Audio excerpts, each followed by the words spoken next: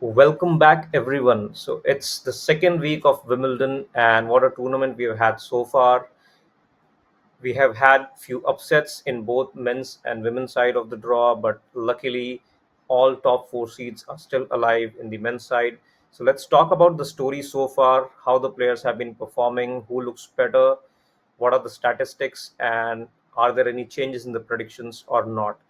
So in this tournament, of course, it has been impacted by rain a lot. So what it means is most of the matches have been played with the closed roof, and that does take out of a few factors, and it means that it's more or less like an indoor court. So it becomes a bit more quicker. There is no wind inside, so obviously also the ball doesn't bounce that much. So it helps the players who try to be aggressive, it helps the servers and also the players who like to finish the points as early as possible. So now if we talk about the different factors, let's first discuss the top performers in the tournament. And when I say this, these top performers are a result of the statistics in the tournament and the current form and the matches that they have played. So far, I feel that Sinner is the top performer. Now, some of you might not agree with me. You would say that Alcaraz has been the top performer. Now, that could be true, but we have seen Alcaraz struggle a little bit against some of the players. He had lapses in concentration, and although most of the opponents haven't been able to take much advantage of that, and that is due to the skill set which Alcaraz has, still he's able to find a way somehow to win the match. But in terms of the matches and the statistics, the ease in which the players have been able to win, I think Sinner has performed really well. He didn't face any major challenges in his run so far. Statistics wise, he has fared well at that aspect as well. And more importantly, this surface really suits Sinner. He has got a big serve, and he is serving well.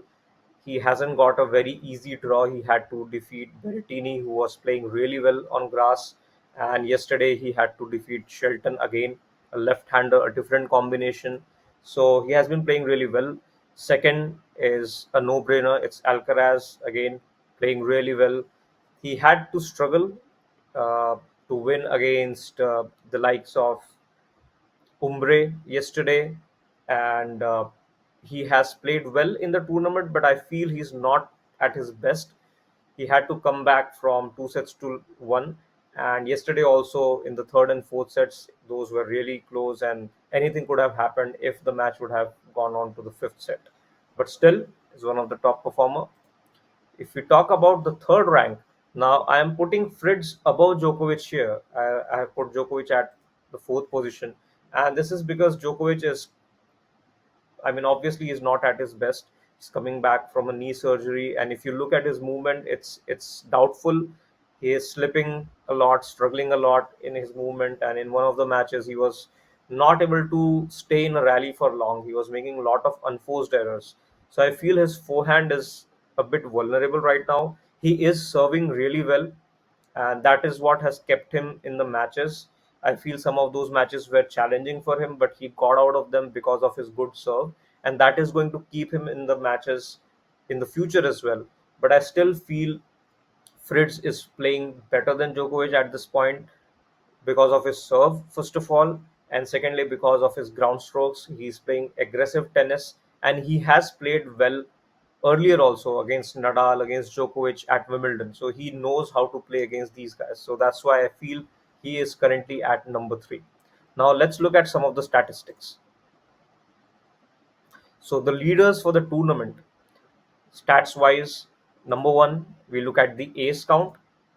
So Pericard right now leads the aces, and that is by a huge margin. He's 35 aces ahead of the second best player, and this player is 6 feet 8 inches tall. So you can imagine the service coming from the top, and it gives a lot of pace to him as well. And that is why it's no doubt he is leading the board on the serve speed as well. That is 140 miles per hour has been his top serve, although he shares this with another player who is Ben Shelton, of course, but he lost yesterday. So as of now, Pericard leads the leaderboard in terms of the aces, right?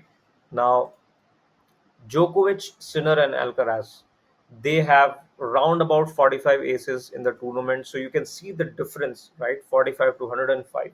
So let's see how far Pericard goes. He's playing well. He has got a good serve. He has a match today. Let's see how it goes.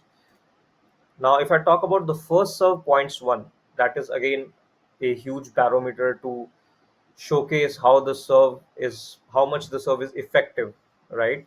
So in this regard, Fritz again is excelling. He has got 89% of first serve points. Djokovic is ranked 5th with 85%, and Sinner is ranked 17th with 80%, and Alcaraz is not in the top 20.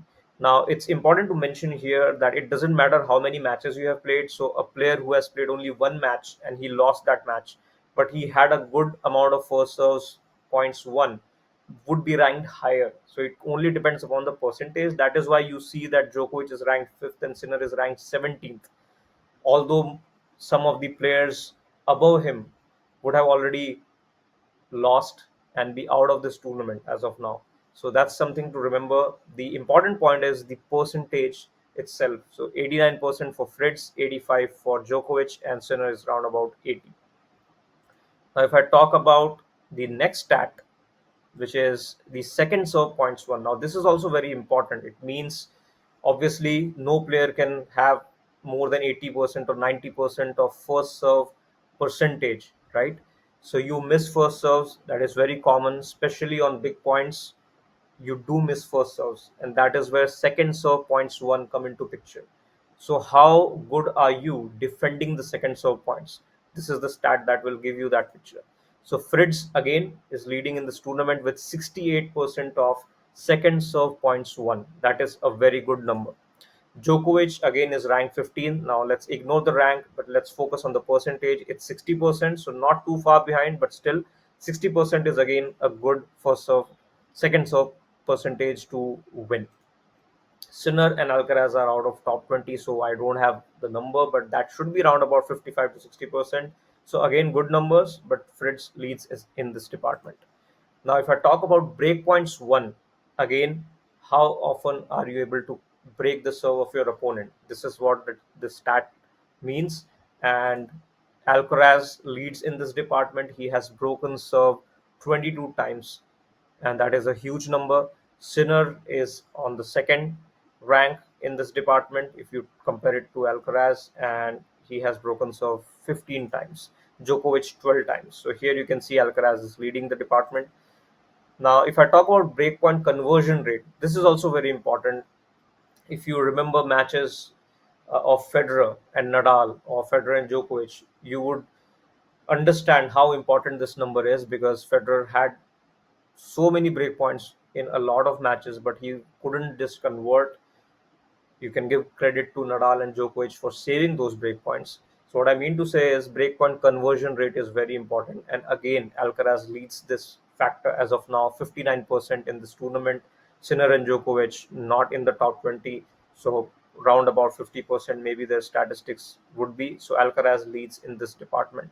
Now, if you compare first serve and second serve receiving points one, now, this shows you how good a returner you are, how many points you are able to win on the opponent's first serve and the opponent's second serve. So, again, in this tournament, Alcaraz is leading, and Sinner is on the second, and Djokovic is on the third. Now, when I say leading, I'm just comparing this with the top 4 or 5 players. There may be players who played just 1 or 2 matches and had the bigger number, but let's not confuse us with that statistic. Now, the key factors right now in this tournament, let's look at those. Number one, it's pretty obvious Djokovic is not playing at his best. He is missing a lot of forehands. He's slipping on the court. His movement is restricted. His defensive skills are not up to the mark. And that is understandable because he's coming back from an injury and it has been a miraculous recovery. So it will still take some time for him to get back to his best. So that is point number one. Point number two is Alcaraz is having a few concentration lapses, but his skill set has masked these issues. Now, why I have put this point is that if someone who is watching from outside, who is not paying close attention to all these factors, would feel that Alcaraz is playing really well and no one can beat him. But if you watch the matches closely, even if he wins the first set easily or if he wins first two sets, he has those brief moments of lapses. So around 2 to 3 games, he would miss a few shots here and there. He would start missing first serves, and if you are an opponent like Sinner or Djokovic, you would capitalize on that, right? You would get ahead. So those are the things which Alcaraz should avoid. Now, as of now, it hasn't caused him any harm, substantial harm, because he has been able to use his skill set, his variety, to find a way through it. We saw his match against Tiafo and Umbre yesterday as well. So he struggles, but then he has so much variety in his game that somehow he finds a way. But that is difficult to do against the likes of Djokovic and Sinner. So let's see how it goes in the future matches. The third point is Sinner looks almost perfect, but can he maintain the same level against the likes of Alcaraz and Djokovic? Now he's serving well, returning well, playing all the shots in the book. He plays almost perfect tennis, consistent tennis, but then it comes down to the particular day when he faces Alcaraz. Would he be able to bring the same level of performance and keep that up?